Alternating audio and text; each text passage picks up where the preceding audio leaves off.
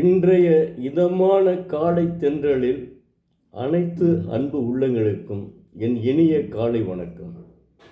இன்று ஒரு குறள், அதிகாரம் 16, பொறை உடைமை. குறள் எண் 154. நிறையுடைமை நீங்காமை வேண்டின் பொறை உடைமை போற்றி ஒழுகப்படும். தெய்வப்புலவர் திருவள்ளுவர், ஒருவன் சால்பு உடைமை தன்கண் நின்று நீங்காமை வேண்டுமாயின் அவனால் பொறைவுடைமை ஆகிய பொறுமை என்கிற குணம் தன்கண் அழியாமல் காத்து ஒழுகப்படும் என்கிறார். அதாவது நிறைந்த பண்புடைமை என்னும் சான்றாண்மைக்கு அடிப்படையானது அன்பும் அடக்கமும் பொறுமையும் தான். இவை மூன்றும் இருந்தாலே நிறைந்த சான்றாண்மை நிறைந்தவன் என்று பொருந்தும். பொறுமை என்னும் பண்பு இருந்தால்தான் இன்னா செய்தாருக்கும் இனிமையை நாம் செய்ய முடியும். அந்த பொறுமை என்ற பண்பு இருந்தால்தான் இன்னா செய்தாருக்கும், இன்னானா துன்பம், முதலே தெரியும் உங்களுக்கு, இருந்தாலும் இன்னான துன்பம் செய்தவருக்கும் நாம் பொறுமையை இழந்து விடாமல் அவனுக்கு அன்போடு இருப்போம். அதுதான் சான்றாண்மைக்கு உதாரணம். எனவே சான்றாண்மை என்னும் நிறைகுணம் நம்மை விட்டு நீங்காமல் என்றென்றும் இருக்க வேண்டுமானால் பொறுமையானது நம்மை விட்டு நீங்கி விடாமல் இருக்குமாறு பார்த்து கொள்ள வேண்டும்.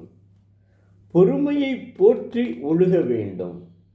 அதாங்க, அதாவது பொறுமையை போற்றி நாம் வாழ வேண்டுங்க. அந்த பொறுமை தாங்க நமக்கு கடலினும் பெரிது. அதாவது இது என்ன இன்னா செய்யாமைன்னு ஒரு சொல்கிறாங்க முதல்ல, அதே தான். அந்த இன்னா செய்யாமைக்கு நம்ம என்ன, இன்னா செய்தாரை பொறுத்தல் அவர் நாட நன்னயம் செய்துவிடல். அதுபோல தான் இதுவுமே அந்த பண்புடைமை, சான்றாண்மை என்னும் பண்புடைமை பொறுமைக்கு அடித்தளம். அன்பு, அடக்கம்,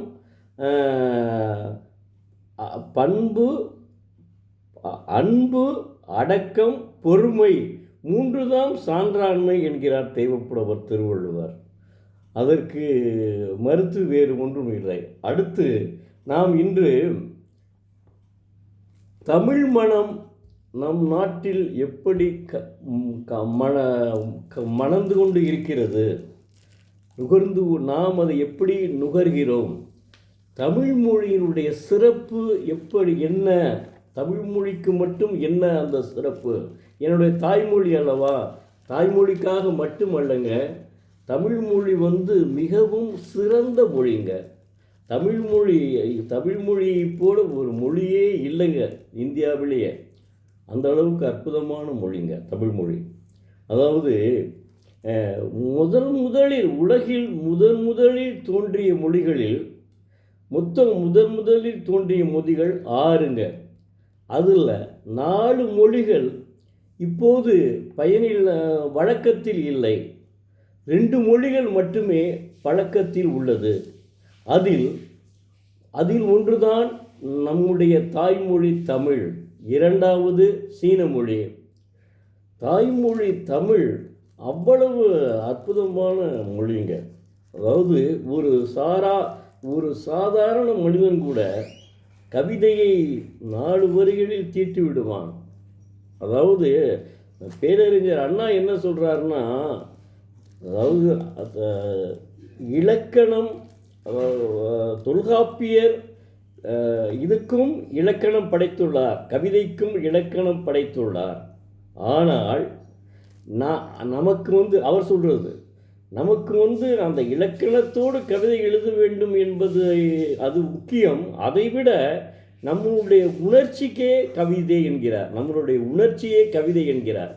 அந்த உணர்ச்சியான கவிதைகள் தான் இவர் கவிஞர் கண்ணதாசன் எழுதியதும், கவிஞர் வாலி எழுதியதும், கவிஞர் சுரதா எழுதியதும். அப்படி உணர்ச்சிகளை கவிதையாக எழுதக்கூடியவர்கள் உள்ளனர். அந்த உணர்ச்சிகளே கவிதை என்கிறார் பேரறிஞர் அண்ணா. இந்த தமிழ்மொழி 5 நாடுகளில் மொத்தம் உலகத்திலே தமிழ்மொழி மொத்தம் 5 நாடுகளில் ஆட்சி மொழியாக விளங்குகிறது.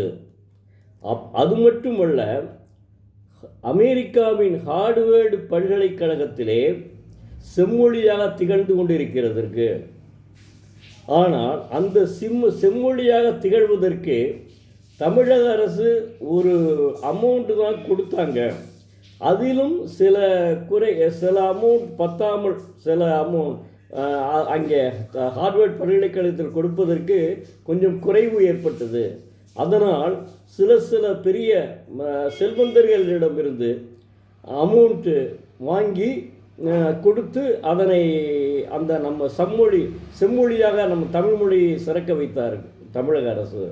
உதாரணமாக நான் உலகத் தமிழ்ச் சங்கத்திலே சேகர்னு ஒருத்தர் இருந்தாருங்க, தருமபுரிக்காரர், அற்புதமான மனிதருங்க. சேகர்னு ஒருத்தர் தருமபுரிக்காரர் இருந்தாருங்க. அவர் பணம் பத்தலை அப்படின்னா என்ன, உலக தமிழ்ச்சங்கம் அல்லவா, அதற்கு உடனே அங்கேருந்து உலக தமிழ்ச்சங்கத்துக்கு கேட்டாங்க எப்படின்னு சொல்லிட்டு. இவர் ஏதோ சினிமா துறையில் இருந்திருப்பாருங்க. அதனால் என்ன செஞ்சாருன்னா 1 லட்சம் இவர் இப்போ நம்ம பாண்டியன் சரஸ்வதி கலைக்கல்லூரி மலேசியா பாண்டியன் இருக்கார்ல, அவர்கிட்ட 1 லட்ச ரூபா வாங்கினார். இங்கே வர சொல்லி, உலக தமிழ்ச்சங்கத்துக்கு வர சொல்லி. அப்புறம் இவங்கள்ட்டையும் வாங்கினார். அவர் அதாவது சமுத்திரக்கனி நியூஸ் அப்போ தான் கிடைக்கிதுங்க. சமுத்திரக்கனி இங்கே வந்திருக்காரு, நடிக்க வந்திருக்காரு. அப்போ தான் அவர் நடிக்க ஆரம்பித்த காலமுங்க. அப்போ வந்த உடனே சமுத்திரக்கனிக்கு ஃபோன் பண்ணார். சமுத்திரக்கனி இந்த 10 நிமிஷத்தில் வந்துடுன்னு ஓடியாந்துட்டார். வந்த உடனே செக்கு எழுதி எவ்வளோ வேணும்னு கேட்டார். நீங்கள் பார்த்து கொடுங்கன்னு சொன்னோன்னே அவர் 1 லட்ச ரூபாய்க்கு செக்கு எழுதி கொடுத்துட்டார் சமுத்திரக்கனி. நடிகர் சமுத்திரக்கனிங்க இப்போ நடித்து கொண்டிருக்கா அந்த சமுத்திரக்கனி 1 லட்ச ரூபா. நான் உலக தமிழ் சங்கத்தில் இருக்கேன். இப்போ என்னுடைய அமௌண்ட்டும் அதில் பங்கும் இருக்குது. மறைந்த மோகன் இருக்கார்ல, அவரெல்லாம் மறக்க முடியாத மனிதருங்க. அவர் என்ன செஞ்சாருன்னா தமிழுக்காக எதையும் செய்வார். அந்த துண்டை எடுத்து இருக்கவங்கள்ட்டலாம் ஏதாவது கொடுங்கன்னு சொல்லி வாங்கினார். எனக்குலாம் 500 ருபீஸோ என்னமோ தான் இருந்தது. நான் டீ குடிக்காமல் கூட வந்ததுனால அதை அப்படியே கொடுத்தேன். ஆனால் அப்படி போட்டு எல்லாருமே போட்டாங்க. 200 கொடுத்தவங்க இருக்காங்க, 100 இருக்காங்க, இருக்கிறத போடுங்கன்னு சொல்லி. அதை எல்லாமே உடனே 10 நிமிஷத்தில் ரிசிப்ட் ஓடியாந்துருச்சுங்க. ஏன்னா சேகர் அப்படிப்பட்ட ஒரு திறமை வாய்ந்த ஒரு மனிதருங்க, இயக்குனருங்க. தமிழ்துறையின் இயக்குனர் சேகரை உண்மையிலேயே மறக்க முடியாதுங்க. அவர் பணி ஓய்வு பெற்றது உண்மையிலே எனக்கெல்லாம் வேதனை தான். அவர் அன்புச்செழியன் இவரெல்லாம் பணி ஓய்வு பெற்றது உண்மையிலே எனக்கெல்லாம் மிக மிக வருத்தம்ங்க. அப்படிப்பட்ட மனிதர்களும் இருந்திருக்காங்க. அவர் என்ன செஞ்சாருன்னா உடனே இம்மீடியட்டாக கூப்பிட்டுன்னு வர்றாங்கல்ல, வந்து அதை நிவர்த்தி பண்ணாங்க. அந்தளவுக்கு இந்த மோகன் இப்போ மறைஞ்சிட்டார். அவர் என்ன செஞ்சாருன்னா துண்டை ஏந்தினார். ஆனால் 10 நிமிஷத்தில் ரிசிப்ட் ஓடியாந்துருச்சுங்க. அது ஏன்னா சேகருக்கு அந்த உலக தமிழ்ச்சங்கமே, உலக தமிழ்ச்சங்கத்தில் உள்ள வேலை பார்ப்பவர் இருக்கிறார்கள்ல, அவர் என்ன சொன்னாரோ அதை உடனே செய்யக்கூடிய ஆற்றல் பெற்றவர்கள். அந்த அளவுக்கு அவர் வைத்திருந்தார். தலைமை பண்பு நிறைந்தவராக இருந்தார். இன்றைக்கி ஒரு சில இடங்களில் தலைமை பண்பே இல்லை. அவன் தலைமை பண்பு உள்ளவன் சொல்கிறாரு, ஏங்க இவர் அவருக்கு ஏதோ கேட்குறாருங்க, அதை கொடுங்கன்னு சொல்கிறாரு. அவன் அடுத்து கீழே இருக்க ஆள்கிட்ட போய் கேட்டான். அவன் என்ன சொல்கிறான் அப்படின்னா, ஏங்க என்னங்க இது, அவர் சொல்லுவாருங்க, இவருக்கு மேலே உள்ளவருக்கு தலைமை பண்பு உள்ளவருங்க, அவர் சொல்லுவார், அதுக்காக நான் கொடுக்கணுமா, அதான் முடியாது, நீங்கள் அவர்கிட்ட போய் சொல்லுங்கன்னு சொல்கிறாப்புல. இந்த அளவுக்கு தலைமை பண்பு இருக்கிறது இன்றைக்கு. எவ்வளோ மோசமாக இருக்குன்னு பாருங்கள். அது காரணம் என்னன்னு எனக்கு தெரியல, இறைவனுக்கு தான் தெரியும். அதற்கு சொல்கிறேன், அப்படியும் இருக்காங்கன்னு சொல்கிறேன். அப்போ அவர் தலைமை பண்பு நிறைந்தவர், மறக்க முடியாத மனிதருங்க. அந்த மாதிரி இருக்கிறது. அதுக்கடுத்து பாரதி என்ன செய்கிறாரு, 12 மொழிகளிலே புலமை பெற்றவருங்க. 12 மொழிகளில் புலமை பெற்றிருந்தாலும் அவர் என்ன சொல்கிறாரு, யாமறிந்த மொழிகளிலே தமிழ் மொழிவோர் வேறு எங்கும் காணோம் என்று சொல்கிறார். அப்போ தமிழ் மொழிக்கு எவ்வளவு முக்கியத்துவம் இருக்குதுன்னு அவர் அதை படிச்சுட்டு 12 மொழிகளில் புலமை பெற்றவர், தமிழ் மொழி தான் நன்றாக உள்ளது என்று சொல்கிறார். அதற்கடுத்து பாரதி என்ன சொல்கிறாருன்னா, அதாவது மறுபடியும் பாரதி என்ன சொல்கிறாருன்னா, தேமதுர தமிழோசை உலகமெல்லாம் பரவிவிடச் செய்தல் வேண்டும். சிறந்த புலமையெனில் திறமான புலமையெனில் வெளிநாட்டோர் அதை வணங்கச் செய்தல் வேண்டும் என்கிறார். பாரதி தாய்மொழி கல்வியே சிறந்தது என்றும் அயல்மொழியாகிய ஆங்கிலத்தை அறவே வெறுக்கிறாருங்க அவர். ஏன்னா ஆங்கிலேயன் அடிமைப்பட்டு கிடந்தோம் என்றால் அந்த மொழியை அவர் அறவே வெறுக்கிறார். மகாத்மா காந்தியும் என்ன சொல்கிறார்னா, வேறு ஒரு மொழியை கற்க விரும்பி தன் தாய்மொழியை அலட்சியம் செய்வது எந்த மாகாணத்திற்கும் நன்மையாகாது அப்படின்னு சொல்கிறாருங்க. எவ்வளோ பெரிய அற்புதமாக சொல்லியிருக்காரு பாருங்க பாரதி. அப்புறம் மகாத்மா காந்தியே என்ன சொல்கிறாருன்னா, எந்த மாகாணத்திற்கும் அதாவது மகாத்மா காந்தி வேறு ஒரு மொழியை கற்காமல் தங்களுடைய மாநில மொழியை கற்பதே சிறந்தது என்று சொல்கிறார். மகாத்மா காந்தி அப்படி தான் சொல்கிறாரு. அதுக்கடுத்து என்னென்னா, பாரதி அழகு தமிழில் கவிதைகளை படைத்தான், காதலை படைத்தான், காதலை பாடினான், கவிதைகளை பாடினான், காதலை பாடினான், வீரத்தை வடிவெடுத்தான்.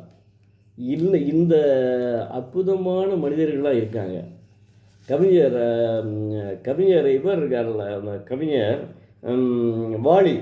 அவர் என்னன்னா, கவிஞர் வாலி அதாவது கவிஞர் வாலி என்ன சொல்கிறாருன்னா, தமிழ் மொழியை பற்றி விழிபோல எண்ணி மொழி காக்க வேண்டும், விழிபோல எண்ணி மொழி காக்க வேண்டும் என்றார் கவிஞர் வாலி. கவிஞர்கள் பூரா தமிழ் மொழிக்கு சிறப்பு முக்கியத்துவம் கொடுத்துருக்காங்க. அதில் எந்தவித மாறுபாடும் கிடையாது. அதுக்கடுத்து இவர் என்ன சொல்கிறாருன்னா, பாரதிதாசன் அமுதுக்கும் தமிழ் என்று பேர், அந்த தமிழ் அமுதுக்கும் தமிழ் என்று பேர், அந்த தமிழ் எங்கள் உயிருக்கு மேல். அந்த பாடலே அருமையாக இருக்குது கேட்குறதுக்கு. அது அவர் பாடுறாருங்க, பாரதிதாசன், கவிஞர் பாரதிதாசன். அமுதுக்கும் தமிழ் என்று பேர், அந்த தமிழ் மொழி நம் உயிருக்கும் மேல் என்கிறார் பாரதிதாசன். கவிஞர் கண்ணதாசன் நிறைய பாடியிருக்காரு. அதில் ஒரு சிலது மட்டும் நான் இப்போ சொல்கிறேன். அதாவது கவிஞர் கண்ணதாசன் இசைத்தமிழ் நீ செய்த அரும்சாதனை அப்படின்னு ஒரு பாடல் பாடுறார். இசைத்தமிழ் நீ செய்த அரும்சாதனை அப்படின்னு சொல்லி ஒரு பாடல் இருக்குது, திருவிளையாடல் நினைக்கிறேன். அவ்வளோ அற்புதமாக பாடியிருக்கிறார். அது மட்டுமல்ல, ஒரு தாய் மக்கள் நாம் என்போம், ஒன்றே எங்கள் குலம் என்போம், தர்மத்தின் சங்கொலி முழங்கிடுவோம், தமிழ் தாயின் மலரடி வணங்கிடுவோம். இதில் ஆனந்த ஜோதின்னு ஒரு படத்தில் எம்ஜிஆர் நடிச்சிருப்பார். எம்ஜிஆர் ஆனந்த ஜோதியில் எம்ஜிஆர் நடிச்சிருப்பார். அதில் அவர் அந்த எழுதியிருக்காரு கவிஞர் கண்ணதாசன், தமிழ் தாயின் மலரடி வணங்கிடுவோம் என்கிறார். என்ன அற்புதமாக கவிஞர்கள் அந்த இன்னும் நிறைய இருக்குது.